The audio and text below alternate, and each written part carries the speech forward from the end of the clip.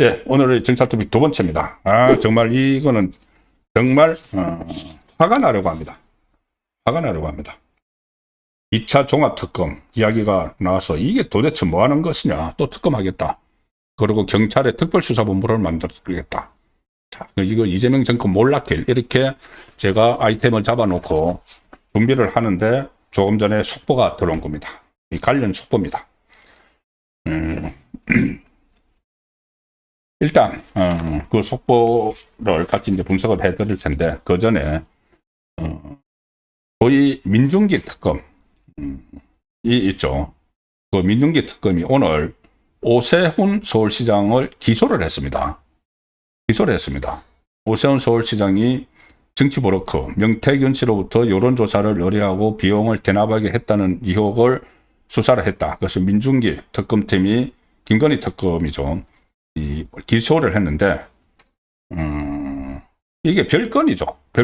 별건이고 지금 그 지방선거 이제 딱 6개월 남겨뒀습니다. 6개월 남겨두고 전직 서울시장을 어떤 뭐 영장도 한번 청구 안 하고 영장 청구할 게 없었겠죠. 구속영장. 어쨌든 재판에 넘겨버렸습니다. 선거 6개월 남겨놓고 그 대신 오늘 민주당에서는 전현희가 서울시장 출마하겠다고 출마 선언을 했습니다. 이거 공교롭지 않습니까?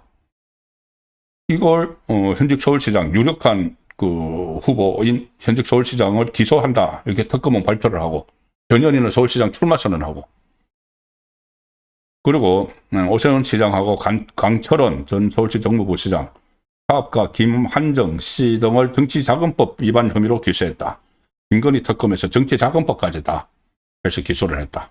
그 전에 또 권성동 의원도 구속을 했죠.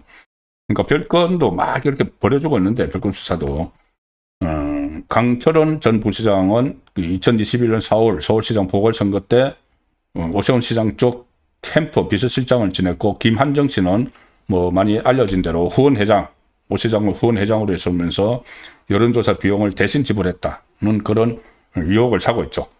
특검이 오늘 명태균 씨는 기소하지 않았습니다.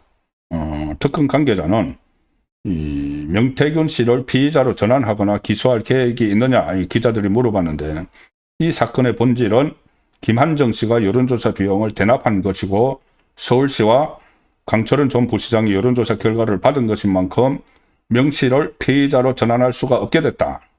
자, 이렇게 이제 명태균 씨는 기소 대상에서 빠졌습니다. 자, 이렇게 되니까 오세훈 시장이 이거는 누가 봐도 민주당 하명에 따른 정치적 특검이다. 이렇게 강하게 지금 반발을 하고 있습니다. 오늘 보도자료까지 냈는데 특검이 민주당 하명에 기소를 강행했다. 민주당과 명태균이 한 몸이 되어 특검과 함께 오세훈 죽이기를 하겠다는 것이다. 이렇게 오세훈 시장은 강하게 반발을 하고 있습니다. 1년 2개월 수사를 하고 휴대전화 8대를 포렌식했지만은 직접 증거는 단 하나도 찾지 못했다. 무리한 짜맞추기 기소인데 명태균의 여론조사는 대부분 여론조사라고 간주할 수 없을 정도로 모든 것이 조작된 가짜였다. 오세훈 시장이 그렇게 이야기를 하는 겁니다. 이로 인해 명태균 씨는 사기범죄로 고소가 됐다. 특검 수사 결과는 거기에 대해서는 하나도 없다. 편향된 수사다. 이렇게 이제 강력히 반발을 하고 있는 상황이죠. 그런데 이 상황에서 지금 민주당은 서울시장 탈환에 그냥 올인하고 있습니다. 서울시 지방선거 중에서도 특히 서울시를 2011년에 오세훈 시장이 가져가고 나서 계속 국민의힘 으로 되어 있으니까 얼마 전에 김민석이 마치 스토킹 하듯이 오세훈 서울시장을 스토킹 하듯이 무슨 한강 버스 현장에 가서 막 비난을 하고 강화문 광장 조형물 이런 거 다 비난을 하고 오세훈 시장이 하는 것마다 막 터집을 잡아서 공격을 하죠. 그게 왜 그러냐면 김민석도 서울시장 나올 가능성이 있는데 무엇보다도 최근의 여론조사를 보면은 서울시에서 민주당이 국민의힘에 뒤지는 결과가 많습니다. 오세훈과 지금 출마를 하려는 이 사람들을 1대1로 세워서 이렇게 조사를 하면은 오세훈이 앞서는 게 많죠. 그래서 어떻게든 오세훈을 상처를 내려고 하는 그런 시도가 있는데 특검이 이렇게 기소를 한 날, 오늘 민주당 최고위원 3명이 최고위원직을 사퇴를 했습니다. 왜 사퇴를 했냐면은, 민주당 당헌에 보면은 최고위원이 내년 지방선거에 출마하기 위해서는 선거 6개월 전이죠. 내일 밤 12시까지 사퇴를 해야 되는데, 여기 오늘 3명이 사퇴를 했습니다. 그 중에 하나가, 바로 전현인데, 서울시장 출마를 하겠다고 선언을 한 거죠. 서울시장 출마하겠다. 전현이 사퇴를 했습니다. 오세훈에 대해서 재판에 넘긴 날 전현희는 서울시장 출마하겠다고 나온 거죠. 최고위원직에서. 그 다음에 한준호, 김병준은 경기도지사 출마하겠다. 그래서 나왔는데, 그중에 이현주가 서울시장, 경기도지사 뭐 출마하겠다고 했다고 포기를 했습니다. 그래서 이현주가 포기를 함으로 해서 최고위원들이 그 3분의 1 이상이 출석을 해야 되고, 최고위원이 과반수 찬성으로 의결이 되기 때문에 이현주까지 빠지면은 이게 최고위원회의가 무너져서 정청래가 그 정청래호가 와해되고 비대위로 가게 된다는 이야기가 있었죠. 근데 이현주가 이제 포기를 하면서 비대위로는 일단 가지 않게 됐는데, 어쨌든 지금 특검의 이 정치 개입, 선거 개입, 이거는 뭐 일상적이 됐습니다. 이제 막판에 특검이 끝나가는 상황에서 또 특검이 완전히 정치의 선거에까지 지금 개입하려는 시도를 보이고 있는데, 오늘 이 정청래가 또 그 특검을 다시 시작하겠다. 이 세계 특검은 특검법에 의해서 이제 다 마무리를 하죠. 어제 이 해병특검 수사 150일 만에 마무리됐다. 40억 원 쏘고 150일 만에 40억 원 쏘고 131명이 투입돼서 다 월급 받고 300명이 넘는 피의자 참고인 조사를 하고 185회 압수수색을 하고 포렌식 분석 430건 이상 대대적으로 막 벌렸는데, 결과는 뭐냐? 33명 기소했는데 구속은 달랑 1명. 돈 90억 쓰고. 이게 지금 특검인데, 이런 특검을 또 만들겠다는 겁니다. 또 만들겠다는 겁니다. 정청래가 오늘 민주당은 신속한 내란 전담재판부, 내란 영장 전담재판부 설치로 뭐 내란 청산을 반드시 완수하겠다, 이런 이야기를 하면서 내란 속에 윤석열이 또다시 석방돼 거래를 활보하고 다니는 것 아니냐는 국민적 불안이 커지고 있다. 국민적 불안이 아니고 좌파 정권의 불안이겠죠. 정권이 불안하겠죠. 또 조희대 사법부를 내란 세력의 방패막이다, 이렇게 막 비난을 하고, 자, 뭐라고 했느냐 하면은, 오늘 이게 최고위원회에서 오전에 한 말입니다. 정청래가. 연내 내란 전담 재판부 설치, 대법관 정원, 검찰 조작 기소 등을 처벌할 법 왜곡죄 등을 포함한 사법개혁 법안을 처리할 것을 다시 약속드린다. 자, 연내에 이거 다 처리하겠답니다. 연내면 한 달 남았죠. 한 달 사이에 무슨 아무런 수기나 공로나 이런 거 하나도 없이 이 내란 전담 재판부하고 다 하겠다. 이게 최고위원회에서 이렇게 이야기를 했는데, 실제로 법사위에서 오늘 비공개로 민주당끼리만 모여가지고 이거를 처리를 해버렸습니다. 법사위, 법안 심사 소위에서. 이게 한 달 만에 지금 다 해치우겠다는 그런 이야기가 되는 거죠.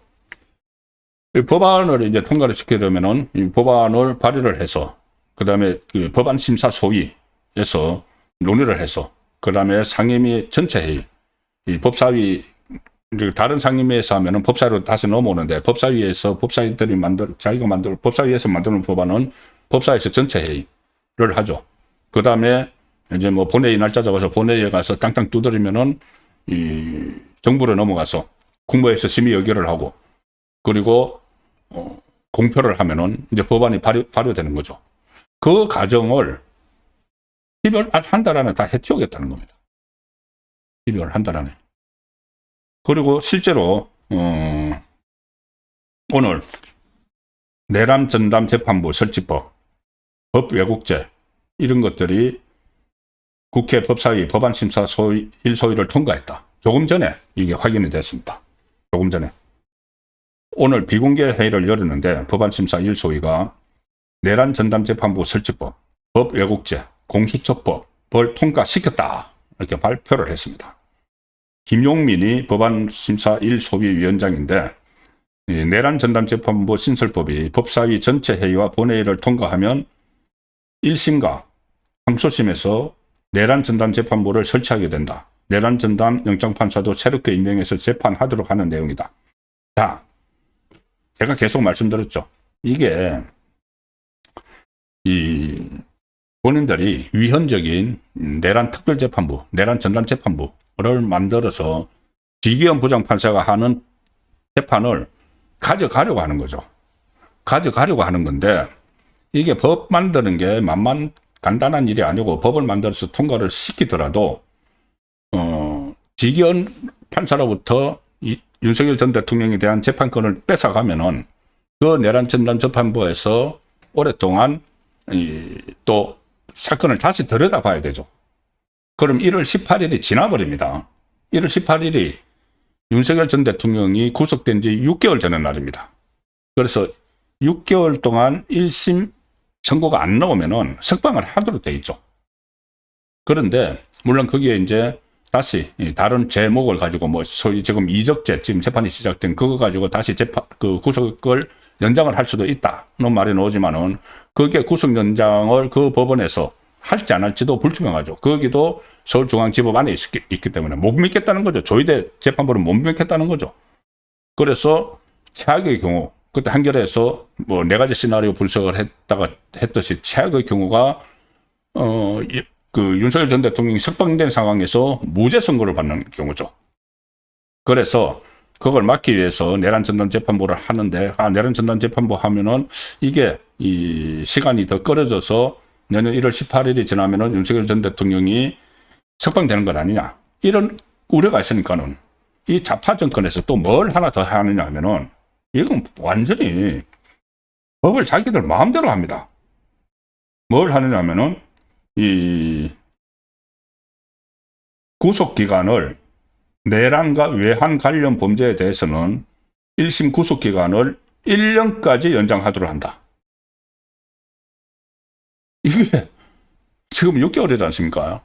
모든 사건의 재판 1심이 6개월 안에 안 놓으면은 석방을 해야 되는 거죠. 그래서 윤석열 전 대통령의 이 석방 시점도 지기현 판사가 2월 중순에 선고를 하면은 그 전에 1월 18일에 나와야 되는 거죠. 6개월이 됐으니까. 그런데 그걸 6개월이 아니고 1년으로 연장하겠다는 겁니다. 윤석열 전 대통령이 받고 있는 혐의, 내란 혐의가 있을 때는. 그러면은, 그래서 이거를 지금 연내에 다 처리해버리겠다는 거죠. 그러면 1년으로 늘어나는 거 1월 18일이 못 노는 겁니다. 1월 18일이 돼도. 이거 그대로 다 처리를 해버리면은.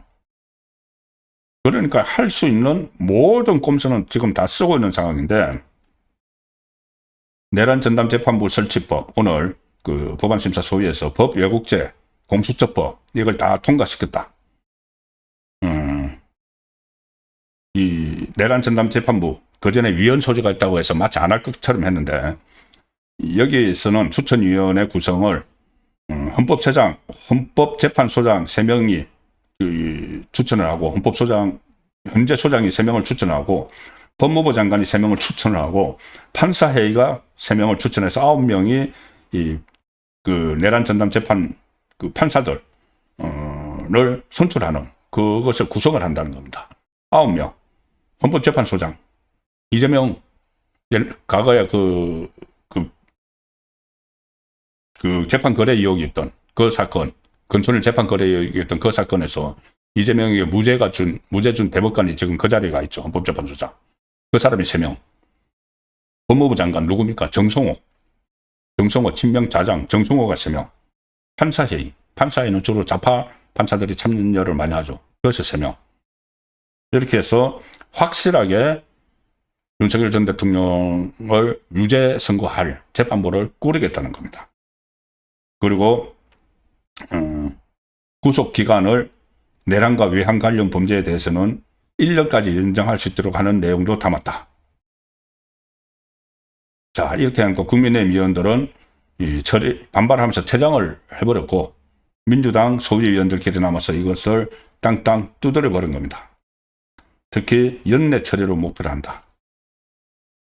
자, 이런 상황인데, 또 정청래가 뭐라고 했냐면은 3대 특검의 미진한 부분은 한 군데에 몰아 공정하고 객관적으로 진실을 밝히기 위해서 2차 특검을 검토해야 할 시점이다.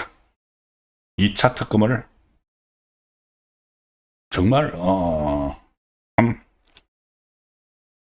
어디까지 지금 가려고 하는 건지.